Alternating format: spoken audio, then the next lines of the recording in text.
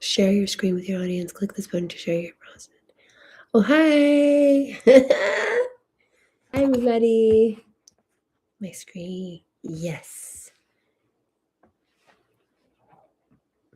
Thank you for joining my channel. I've been told that I have a really soft and soothing voice.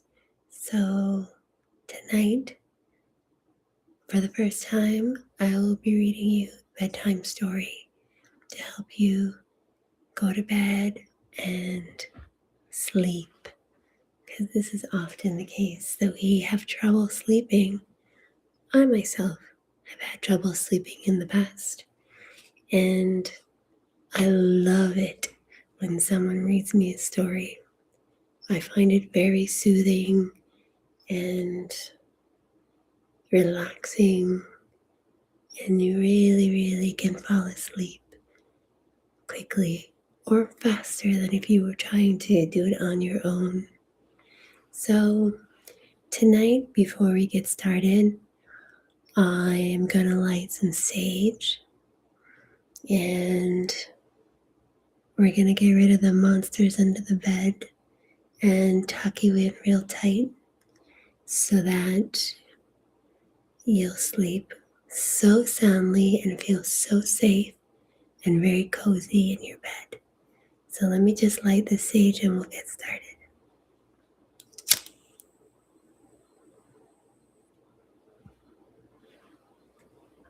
All right, so we'll clear you first, and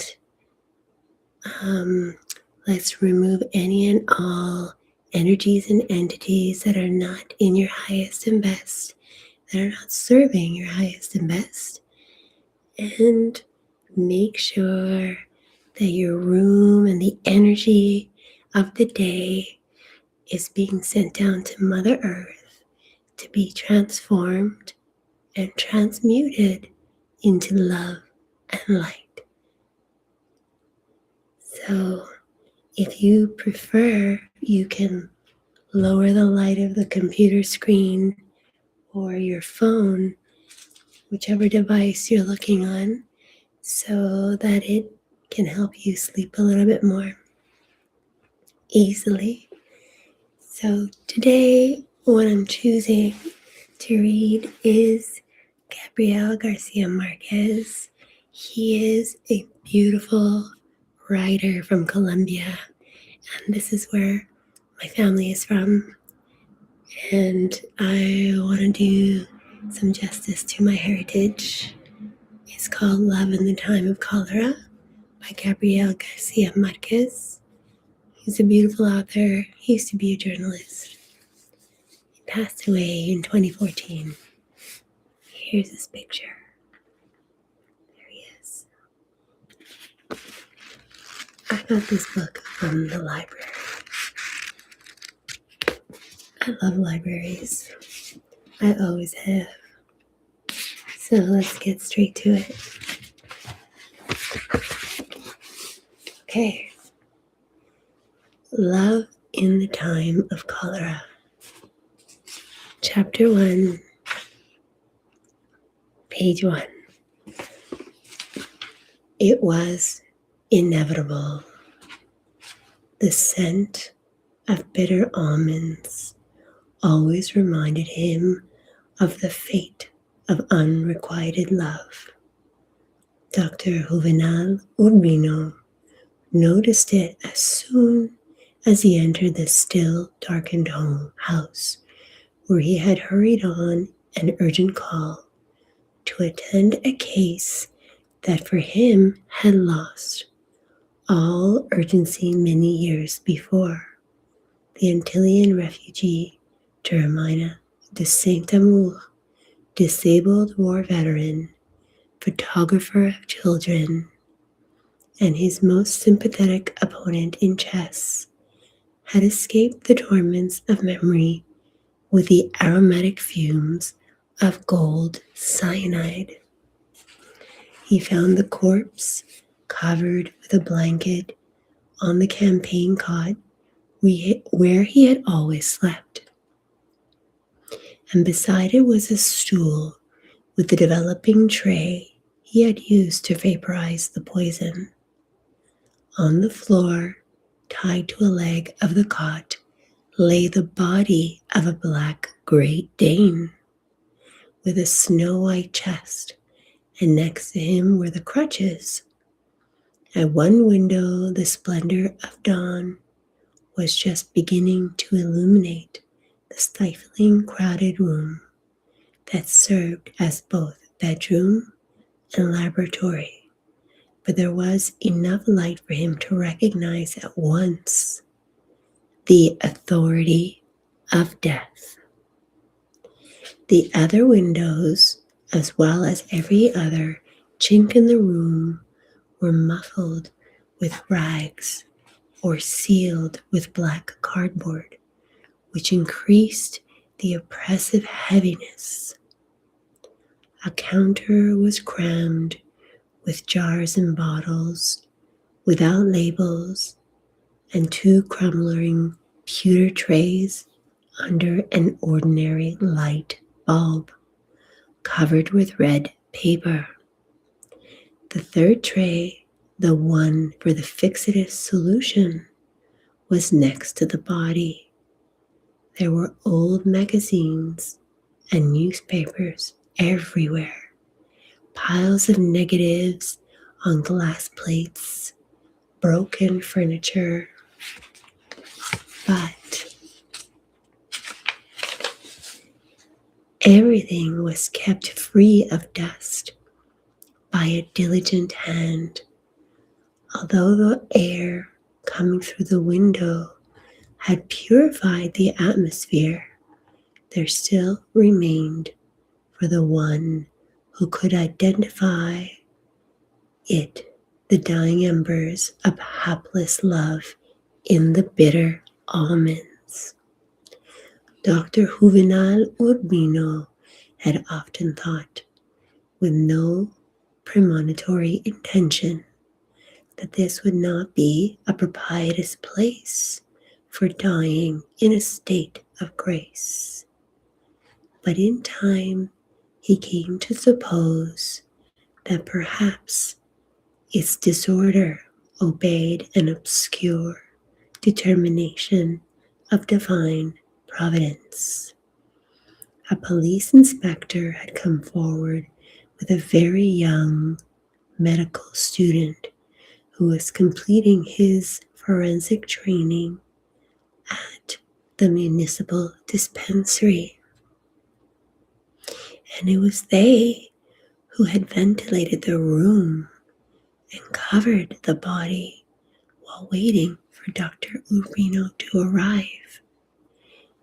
They greeted him with a solemnity that on this occasion had more of condolence than veneration, for no one was unaware of the degree of his friendship with Jeremiah de Saint-Amour.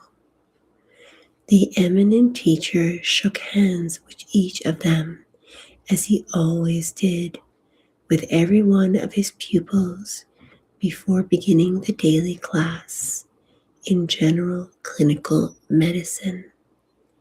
And then, as if it were a flower, he grasped the hem of the blanket with the tips of his index finger and his thumb, and slowly uncovered the body with sacramental circumspection.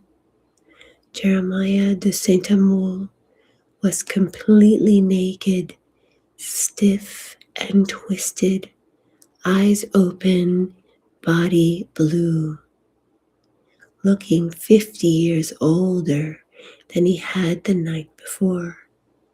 He had luminous pupils, yellowish beard and hair, and an old scar sewn with bawling knots across his stomach. The use of crutches had made his torso and arms as broad as a gully slave's, but his defensive legs looked like an orphan's. Dr. Juvenal Urbino studied him for a moment, his heart aching as it rarely had in the many long years of his futile struggle against death.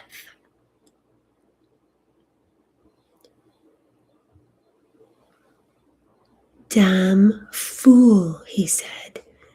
The worst was over. He covered him again with the blanket and regained his academic dignity. His 80th birthday had been celebrated the year before with an official 3-day jubilee, and in his thank you speech, he had once again resisted the temptation to retire. He had said, "I'll have plenty of time to rest when I die, but this eventuality is not yet part of my plans." Although he heard less and less with his right ear and leaned on a silver-handled cane to conceal his faltering steps, he continued to wear a linen suit with a gold watch across his vest, as smartly as he had in his younger years. His pastor beard, the color of mother of pearl, and his hair, the same color, carefully combed back with a neat part in the middle, were faithful expressions of his character. He compensated as much as he could for an increasingly disturbing erosion of memory by scribbling hurried notes on scraps of paper that ended in confusion in each of his pockets, as did the instruments, the bottles of medicine, and all the other things jumbled together in his crowded medical bag. He was not only the city's oldest and most illustrious physician, he was also its most fastidious man. Still, his too obvious display of learning and the disingenuous manner in which he used the power of his name had won him less affection than he deserved. His instructions to the inspector and the intern were precise and rapid. There was no need for an autopsy. The odor in the house was sufficient proof that the cause of death had been the cyanide vapors activated in the tray by some photographic acid, and Jeremiah de Saint-Amour knew too much about those matters, for it had to have been an accident. When the inspector showed some hesitation, he cut him off with a kind of remark that was typical of his manner. "Don't forget that I am the one who signs the death certificate." The young doctor was disappointed. He had never had the opportunity to study the effects of gold cyanide on a cadaver. Dr. Juvenal Urbino had been surprised that he had not seen him at the medical school, but he understood in an instant from the young man's easy blush and Andean accent that he was probably a recent arrival to the city. He said, "There is bound to be someone driven mad by love who will give you the chance one of these days. and only after he said it did he realize that among the countless suicides he could remember, this was the first with cyanide that had not been caused by the sufferings of love. Then something changed in the tone of his voice. And when you do find one, observe with care, he said to the intern. They almost always have crystals in their heart. Then he spoke to the inspector as he would have to a subordinate. He ordered him to circumvent all the legal procedures so that the burial could take place that same afternoon, and with the greatest discretion, he said, I will speak to the mayor later. He knew that Jeremiah de Saint-Amour lived in primitive austerity, and that he earned much more with his art than he needed, so that in one of the drawers in the house there was bound to be more than enough money for the funeral expenses.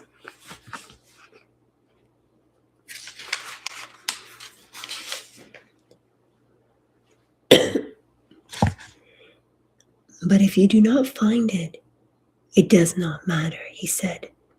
I will take care of everything. He ordered him to tell the press that the photographer had died of natural causes. Although he thought the news would be in no way to interest to them, he said, if it is necessary, I will speak to the governor. The inspector, a serious and humble civil servant, knew the doctor's sense of civic duty exasperated even his closest friends, and he was surprised at the ease with which he skipped over legal formalities in order to expedite the burial.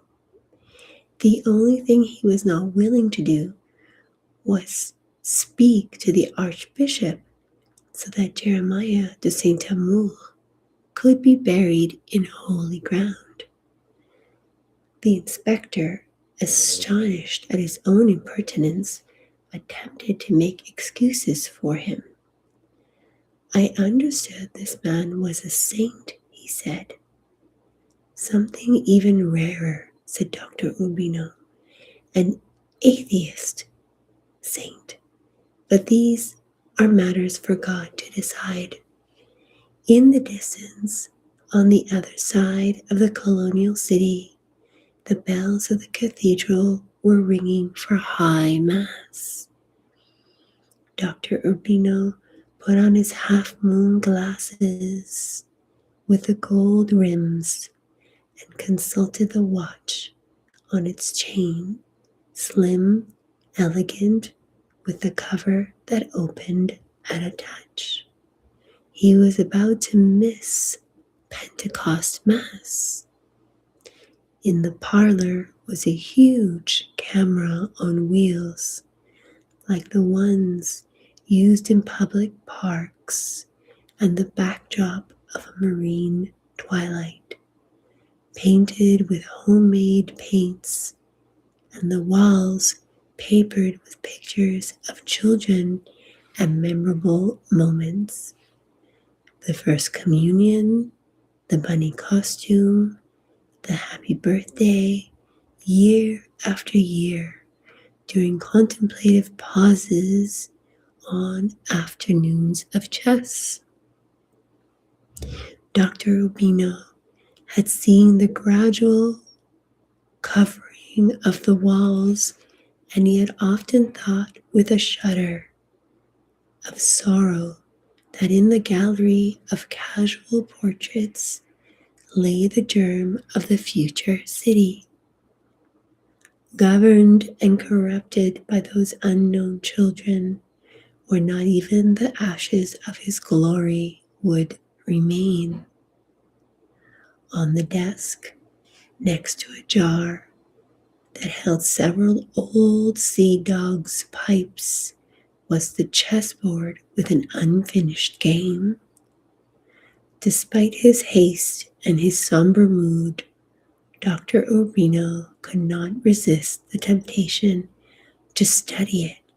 He knew it was the previous night's game, for Jeremiah de Saint Amour played at dusk every day of the week with at least 3 different opponents. But he always finished every game and then placed the board and chessmen in their box and stored the box in a desk drawer. The doctor knew he played with the white pieces and that this time it was evident he was going to be defeated without mercy in 4 moves. If there had been a crime, this would be a good clue, Urbino said to himself.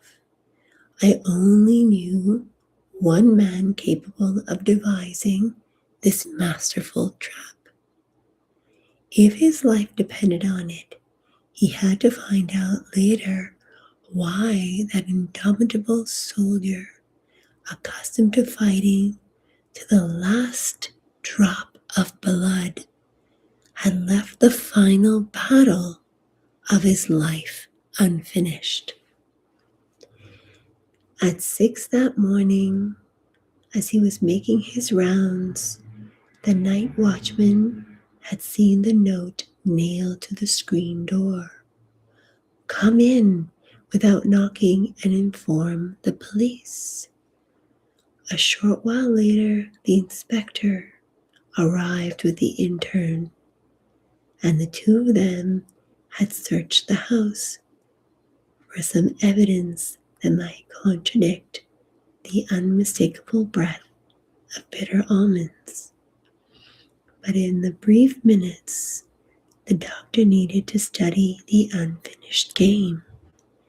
The inspector discovered an envelope among the papers on the desk, addressed to Dr. Juvenal Urbino, and sealed with so much sealing wax that it had to be ripped to pieces to get the letter out.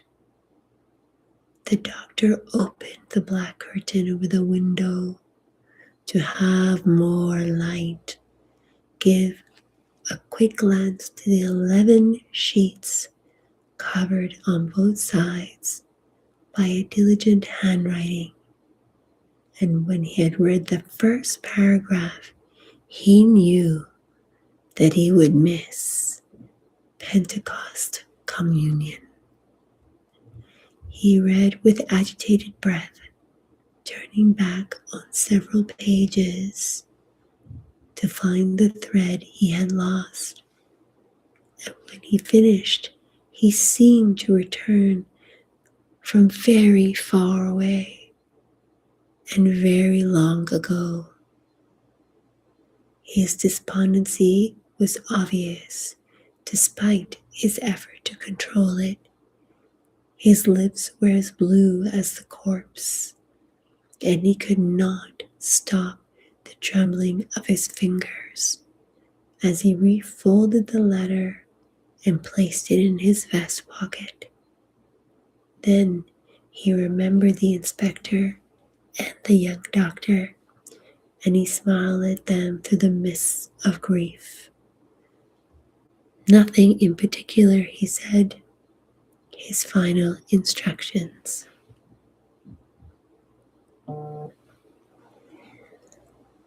It was a half-truth, but they thought it complete because he ordered them to lift a loose tile from the floor, where they found a worn account book that contained the combination to the strong box. There was not as much money as they had expected, but it was more than enough for the funeral expenses and to meet other minor obligations. Then Dr. Reno realized that he could not go to the cathedral before the gospel reading. It's the third time I've missed Sunday Mass since I've had the use of my reason, he said.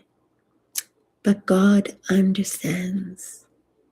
So he chose to spend a few minutes more and attend to all the details, although he could hardly bear his intense longing to share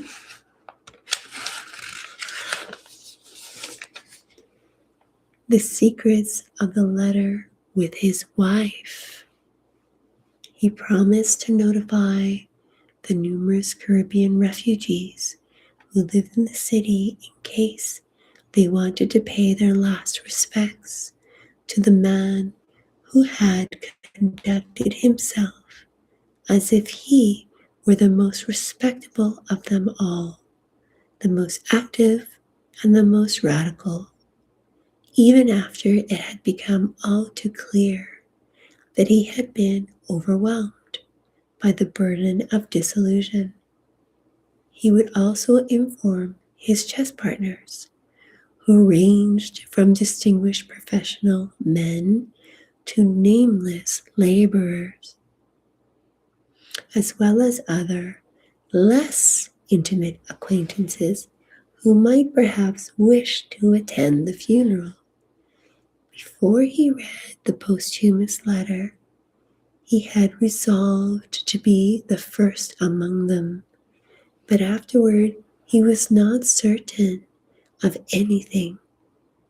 In any case, he was going to send a wreath of gardenias in the event that Jeremiah de Saint Amour had repented at the last moment.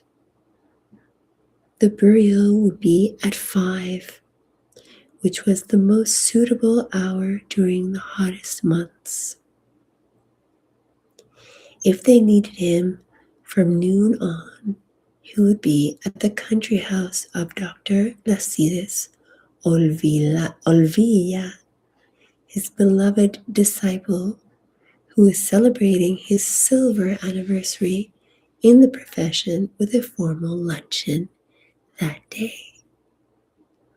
Once the stormy years of his early struggles were over, Dr. Juvenal Urbino had followed a set routine and achieved a respectability and prestige that had no equal in the province. He arose at the crack of dawn when he began to take his secret medicines, potassium bromide to raise his spirits, salicylates for the ache in his bones when it rained, ergosterol drops for vertigo, belladonna for sound sleep. He took something every hour, always in secret, because in his long life as a doctor and teacher, he had always opposed prescribing palliatives for old age. It was easier for him to bear other people's pains than his own. In his pocket, he always carried a little pad of camphor that he inhaled deeply when no one was watching to calm his fear of so many medicines mixed together. He would spend an hour in his study preparing for the class in general clinical medicine that he taught at the medical school every morning, Monday through Saturday at 8 o'clock until the day before his death.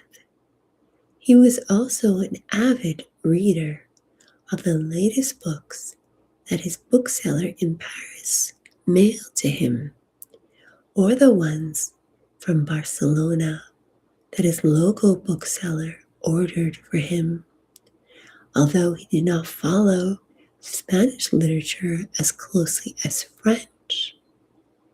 In any case, he never read them in the morning, but only for an hour after his siesta and at night before he went to sleep. When he was finished in the study, he did 15 minutes of respiratory exercises in front of the window in the bathroom, always breathing toward the side where the roosters were crowing, which is where the air was new. Then he bathed, arranged his beard, waxed his mustache in an atmosphere saturated with genuine cologne from Faria Henhunuber, and distressed in white linen with a vest and a soft hat and Cordovan boots. At 81 years of age, he preserved the same easygoing manner and festive spirit that he had on his return from Paris soon after the great cholera epidemic. And except for the metallic color, his carefully combed hair with the center part was the same as it had been in his youth. He breakfasted en famille, but followed his own personal regimen of an infusion of wormwood blossoms for his stomach and a head of garlic that he peeled and ate a clove at a time, chewing each one carefully with bread to prevent heart failure. After class, it was rare for him not to have an appointment related to his civic initiatives or his Catholic service or his artistic and social innovations. He almost always ate lunch at home and had a 10-minute siesta on the terrace in the patio, hearing in his sleep the songs of the servant girls under the leaves of the mango trees, the cries of vendors on the streets, the uproar of oil and motors from the bay whose exhaust fumes fluttered through the house on hot afternoons like an angel condemned to putrefaction. Then he read his new books for an hour, above all novels and works of history, and gave lessons in French and singing to the tame parrot who had been a local attraction for years. At 4 o'clock, after drinking a large glass of lemonade with ice, he left to call on his patients. In spite of his age, he would not see patients in his office and continued to care for them in their homes as he always had since the city was domesticated, that one could go anywhere in safety. After he returned from Europe the first time, he used the family landau drawn by two golden chestnuts. But when this was no longer practical, he changed it for Victoria and a single horse, and he continued to use it with a certain disdain for fashion. When carriages had already begun to disappear from the world, and the only ones left in the city were for giving rides to tourists, and carrying wreaths at funerals. Although he refused to retire, he was aware that he was called in only for hopeless cases, but he considered this a form of specialization too. He could tell what was wrong with a patient just by looking at him. He grew more and more distrustful of patient medicines, and he viewed with alarm the vulgarization of surgery. He would say, "The scalpel is the greatest proof of the failure of medicine." He thought, in a strict sense, all medication was poison, and that 70% of common foods hasten death. In any case, he would say in class, "The little medicine we know is known only by a few doctors." From youthful enthusiasm, he had moved to a position that he had himself defined as fatalistic humanism. Each man is a master of his own death, and all that we can do when the time comes is to help him die without fear of pain. But despite these extreme ideas, which were already part of local medical folklore, his former pupils continued to consult him even after they were established in the profession, for they recognized in him what was called in those days a clinical eye. In any event, he was always an expensive and exclusive doctor, and his patients were concentrated in the ancestral homes in the district of the Viceroys. Okay, I hope you're sleeping. Read to you soon. Sleep.